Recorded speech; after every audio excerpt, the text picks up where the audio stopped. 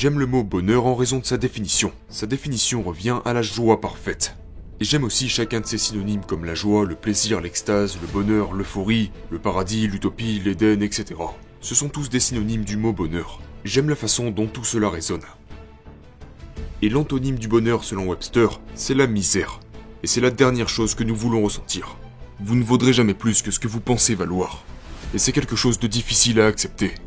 Mais le fait est que, dans nos vies, nous ne serons jamais meilleurs que la meilleure version que nous avons conceptualisée de nous-mêmes mentalement. Notre vie est le reflet direct de notre identité, qui est la moyenne de nos pensées, de nos concepts, de nos croyances et de nos valeurs.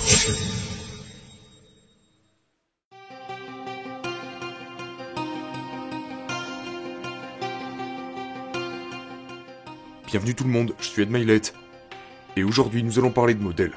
Oui, chaque être humain a comme un logiciel dans son propre esprit. Et c'est lui qui exécute ses modèles de comportement, ses modèles de pensée, ses modèles de langage, ses modèles de performance. Et la plupart de ces modèles se déroulent dans nos vies sans que nous en soyons vraiment conscients.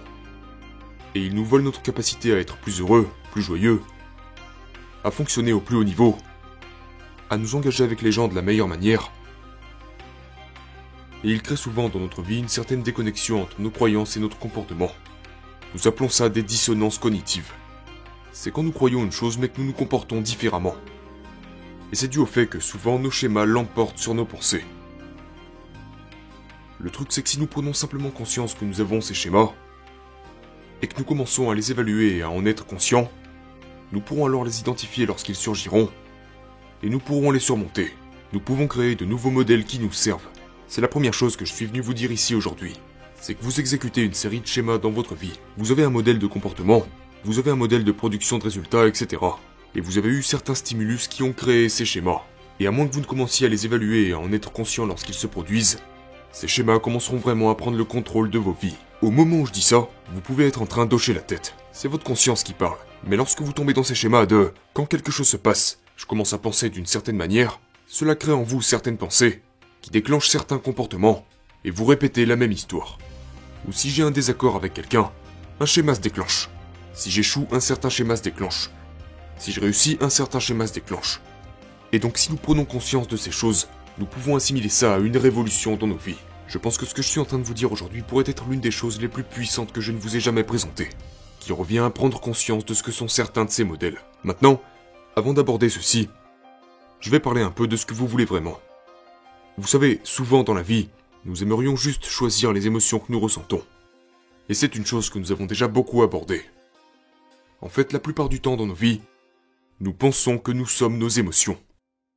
Et donc la première chose que je vous demande de faire est de commencer à utiliser le pouvoir de vos choix. Oui, vous pouvez choisir votre vie, vous pouvez choisir ce que vous ressentez. Ne cherchez pas à contrôler ce que les autres personnes pensent, parce que nous faisons tous face à cette illusion. Nous avons du contrôle seulement sur ce que nous ressentons. Nous contrôlons ce que nous faisons.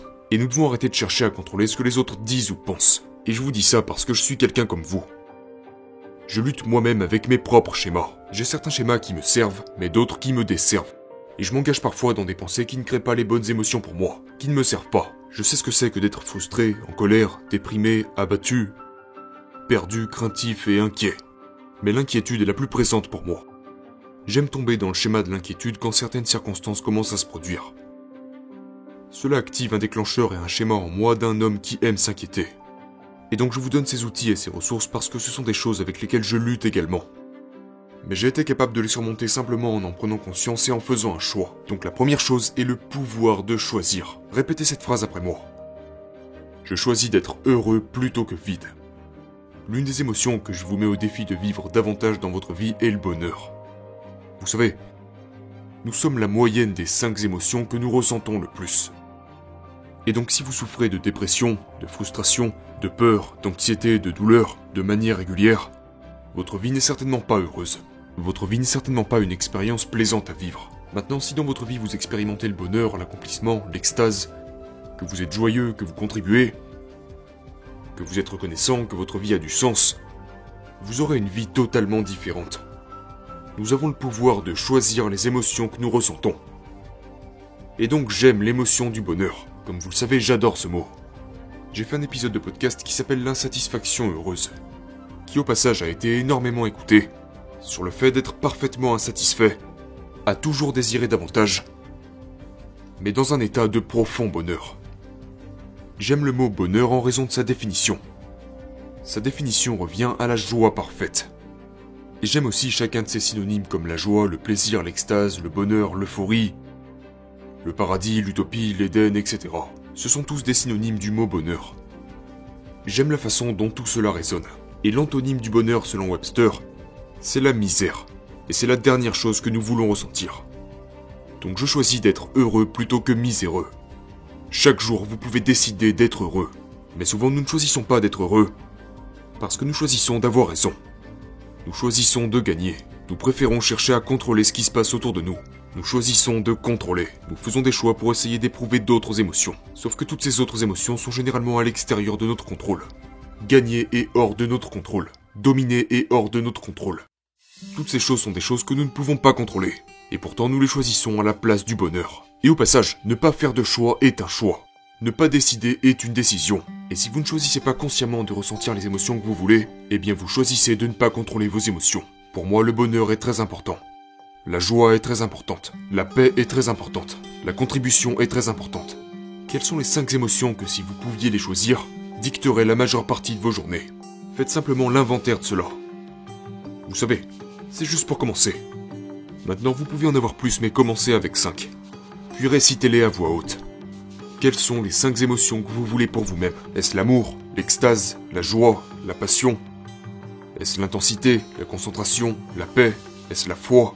Quelles sont les 5 émotions que vous choisiriez si je vous annonçais que vous pouvez les déclencher à votre guise? Et lorsque vous commencez à prendre conscience de ça, vous avez déjà dépassé 99,9% du monde qui ne fait que répondre et réagir et suivre leur schéma du passé la plupart du temps. Le simple fait de choisir vous donne un immense avantage. Et une fois encore, ne pas choisir est un choix. Ne pas choisir vos émotions revient à laisser vos émotions choisir. Ainsi que laisser tous les gens autour de vous vous influencer. Ne pas décider revient à décider de n'avoir aucun contrôle sur votre vie. Alors décidez-vous. Je préfère être heureux que vide. Je préfère être joyeux que vide. Je préfère être paisible que vide. Alors, qu'est-ce que vous choisissez? Maintenant, discutons de ces modèles pendant une seconde. Pourquoi avons-nous ces modèles? Vous avez des modèles parce qu'ils vous servent. Il y a un gain à chaque modèle. Maintenant, l'un de mes propres schémas est que je sombre souvent dans l'inquiétude, ce qui me rend toujours très mécontent. Comment ça pourrait être une récompense pour moi? C'est une récompense pour vous parce que c'est prévisible. Vos schémas deviennent votre maison mentale. C'est pour cela que aucun de vos schémas n'est là par hasard. Quand les choses ne vont pas dans mon sens, je deviens combatif, je deviens argumentatif. C'est un de mes schémas. Et puis ensuite, je me retrouve avec un désaccord dans ma relation et je me mets à dire des choses que je ne pense pas. Maintenant, vous me direz où est la récompense là-dedans? Il y a une récompense parce que cela vous donne ce que vous voulez. Même si vous n'en êtes pas conscient, ça vous sort de la conversation. Ça vous fait peut-être fuir vos propres responsabilités. Cela vous détache temporairement de vos responsabilités et vous ne regardez pas le problème en face, ce qui vous met dans une situation très confortable. Mais je vous promets que chaque modèle que vous avez, les bons comme les mauvais, vous les avez parce que vous en tirez quelque chose.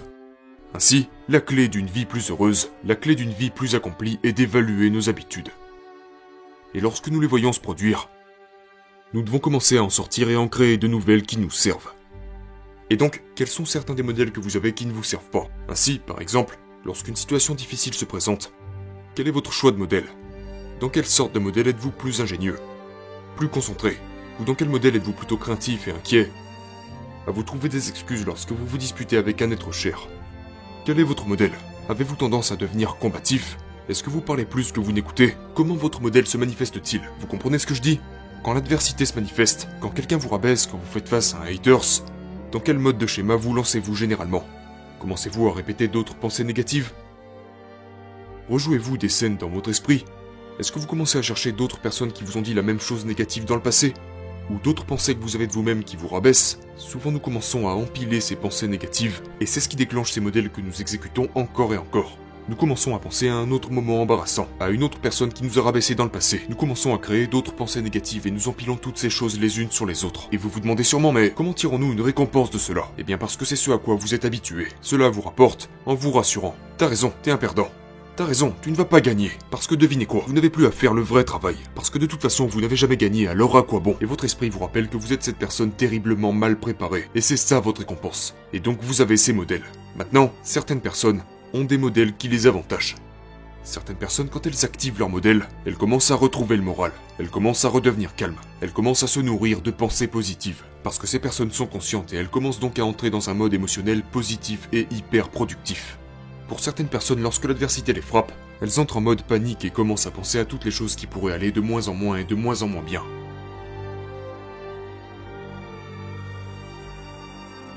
Et il en va de même lorsque nous réussissons. Parfois, certaines personnes réussissent. Mais lorsque ces certaines personnes réussissent, elles commencent alors à s'auto-saboter et à se ralentir toutes seules. Elles arrêtent brusquement ces comportements qui les ont fait réussir, et commencent à croire que cette réussite n'est que le début d'un futur échec. L'un des schémas pour certaines personnes, c'est que lorsque tout se passe bien dans leur vie professionnelle, ils commencent à avoir des problèmes dans leur vie personnelle. Et ces problèmes dans leur vie personnelle sabotent leur succès dans leur vie professionnelle. Et c'est une tendance comme ils disent. Si cela vous est arrivé plus d'une fois, alors ce n'est pas une coïncidence. Il y a certains modèles par rapport à la santé, où vous pouvez penser qu'à chaque fois que vous commencez à être en super forme, il vous semble que vous tombez malade. Donc vous allez moins à la salle de sport, puis vous commencez à manger un peu n'importe comment, et vous vous retrouvez à la case départ. Si ça vous est arrivé plus d'une fois, alors c'est un schéma que vous avez. Donc commencez à évaluer ces différents modèles que vous avez qui ne vous servent pas, et choisissez simplement de commencer à créer davantage de nouveaux modèles. Des modèles plus stimulants, des modèles qui vous donnent les émotions et les résultats que vous voulez avoir dans votre vie. Vous serez étonné de constater le nombre de modèles que vous avez. Vous avez un modèle pour répondre à l'adversité, au succès, à la médiocrité, aux critiques, aux conflits dans vos relations, dans votre alimentation, votre foi. Ce sont tous les différents modèles que vous exécutez. Et il y a un tel pouvoir dans le fait de les identifier quand ils commencent à se répéter. Et en ce moment même, pendant que je dis ça, je peux vous sentir hocher la tête. À vous dire, mon Dieu, en fait, j'ai ce schéma quand je commence à réussir ou dès qu'il m'arrive quelque chose de positif, j'ai cette pensée qui me fait croire que quelque chose de négatif va se produire derrière. Que dès que je réussis dans ma vie professionnelle, ma vie personnelle va en payer le prix. Que dès que je commence à être en forme, je vais forcément tomber malade. J'ai ce schéma où à chaque fois que je commence à mettre de l'argent de côté, que j'accumule de l'argent, que j'économise pendant un certain temps, j'arrive à ce moment où je craque et je dépense tout cet argent sur quelque chose que je ne devrais pas m'acheter. Donc commencez à déceler ces différents schémas que vous avez, car ils ne sont pas qui vous êtes. Vous n'êtes pas vos possessions, vous n'êtes pas vos réalisations, vous n'êtes pas ce que les autres disent que vous êtes, vous n'êtes pas ce à quoi vous ressemblez. Et devinez quoi d'autre vous n'êtes pas. Vous n'êtes pas vos schémas mentaux. Mais votre vie devient une combinaison et un résultat de vos schémas mentaux. La grande chose à propos des êtres humains, c'est que nous pouvons changer ces schémas mentaux si nous les identifions. Ces schémas n'ont plus aucun pouvoir sur vous, une fois que vous avez pris conscience que c'est un programme qui se déroule dans votre tête. Maintenant vous allez me dire, mais pourtant je le fais encore. Je continue de faire ce truc à chaque fois que j'accumule de l'argent. Je continue de réagir comme ça à chaque fois que mon conjoint et moi avons un désaccord. J'ai toujours ce truc en moi qui fait que je repousse les gens à chaque fois que je me sens aimé par quelqu'un.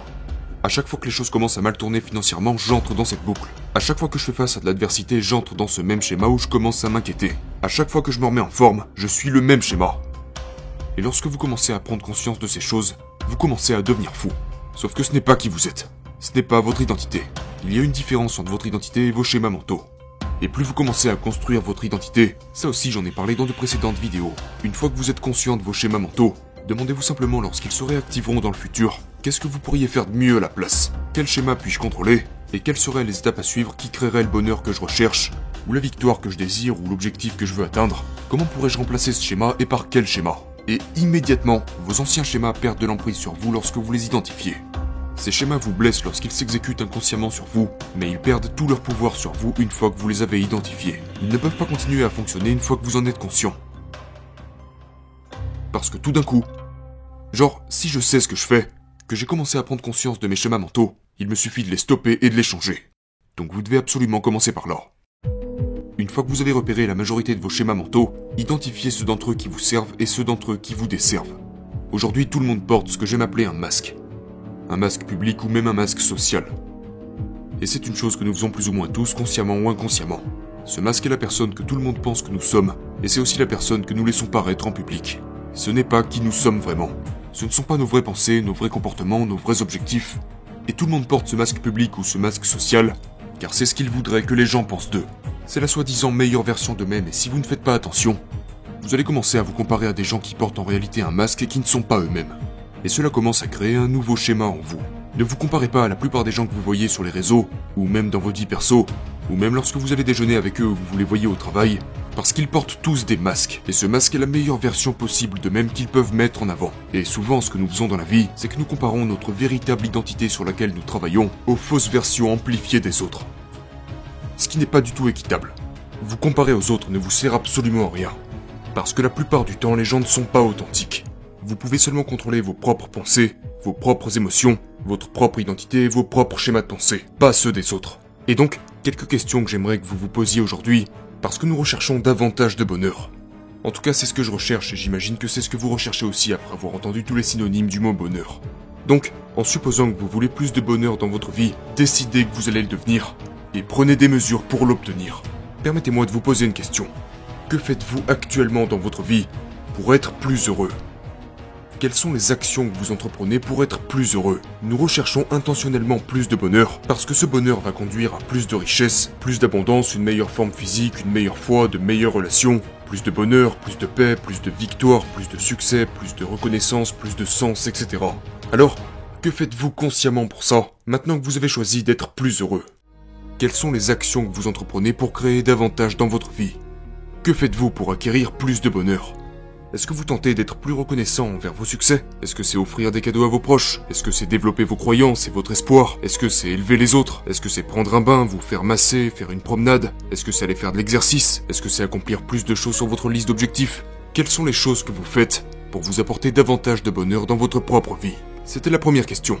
La deuxième question que j'ai pour vous, c'est que faites-vous pour ajouter intentionnellement du bonheur dans la vie des personnes qui vous sont chères ? Parce que plus nous commençons à donner du bonheur aux autres, plus nous commençons à faire consciemment des choix qui apportent davantage de bonheur à d'autres personnes dans leur vie, plus nous commençons à expérimenter nous-mêmes le bonheur. Alors que faites-vous pour aider les autres à gagner ? Parce que plus vous apportez intentionnellement de bonnes choses dans la vie des autres, plus vous commencerez à en recevoir vous-même.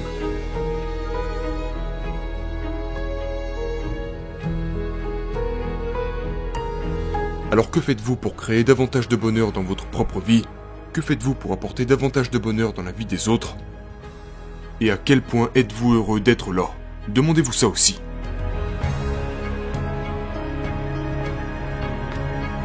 Ainsi, lorsque le stimulus se produit, la victoire ou la défaite, l'adversité ou le succès, le désaccord ou la tragédie, choisissez consciemment à ce moment-là de choisir le bonheur de toutes les manières possibles. Et cela peut prendre un certain temps avant d'y arriver.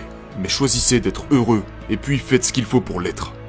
Maintenant, votre niveau actuel de bonheur, de joie, de réussite, d'épanouissement, est exactement celui que vous pensez mériter. Vous ne vaudrez jamais plus que ce que vous pensez valoir. Et c'est quelque chose de difficile à accepter. Mais le fait est que, dans nos vies, nous ne serons jamais meilleurs que la meilleure version que nous avons conceptualisée de nous-mêmes mentalement. Notre vie est le reflet direct de notre identité, qui est la moyenne de nos pensées, de nos concepts, de nos croyances et de nos valeurs. Il y a une dernière chose que je veux que vous vous demandiez aujourd'hui. Nous parlons beaucoup de ces choix. Donc vous allez évaluer quels sont ces schémas que vous avez et dans quel contexte ils commencent à s'activer.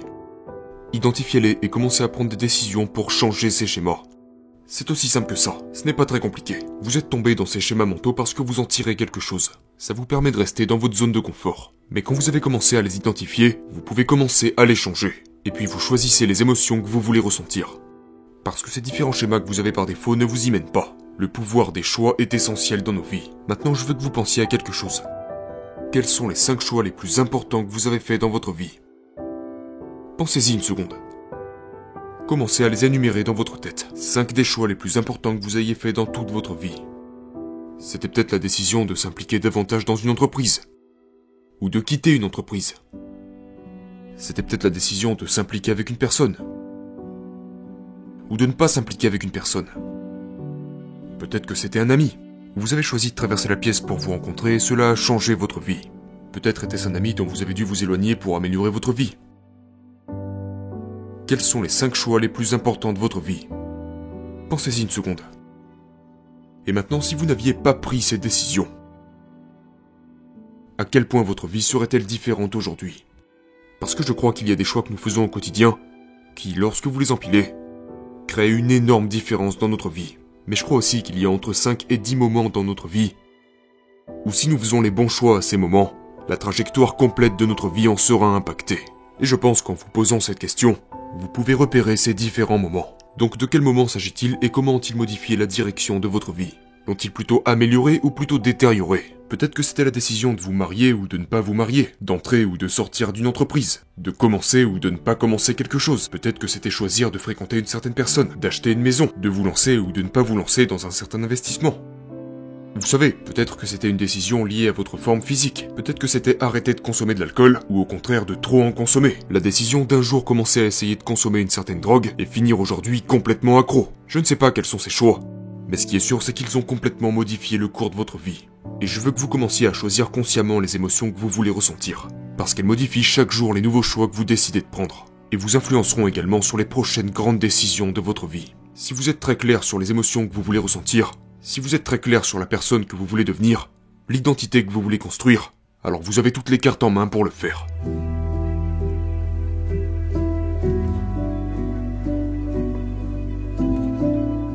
Maintenant, il y a quelque chose qui s'appelle la dissonance cognitive.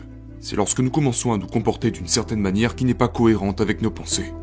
Et l'antidote à cela revient à deux choix combinés. C'est d'abord la capacité à choisir consciemment les émotions que nous voulons ressentir, basées sur votre identité. Quand vous commencez à choisir les émotions que vous voulez ressentir, et que vous avez consciemment déterminé qui vous êtes et ce que vous valez, vous devez agir en accord avec ces deux choses. L'un ne va pas sans l'autre. Et encore une fois, si vous ne déterminez pas ces deux choses, vous choisissez de ne pas choisir, et cela vous conduira dans la douleur, la médiocrité, l'inquiétude, la peur, et toutes les émotions que nous ne voulons pas ressentir. Donc si vous commencez à faire ça, vous vous sentirez beaucoup mieux.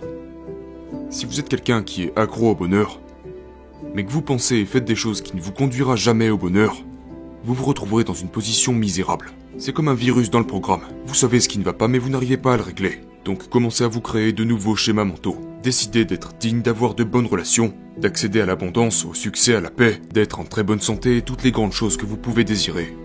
Maintenant, une fois que vous êtes au point sur votre identité, et que vous savez quelles émotions vous voulez ressentir à longueur de journée, que vous commencez à faire de grands choix dans votre vie très régulièrement, pas tous les jours, pas à chaque fois, pas à chaque instant, mais assez régulièrement pour que vous progressiez vers vos rêves, pour que vous progressiez vers l'homme ou la femme que vous voulez vraiment devenir. Une fois que vous avez commencé à combiner ces différentes choses, ces nouveaux schémas mentaux vous apporteront de nouveaux résultats.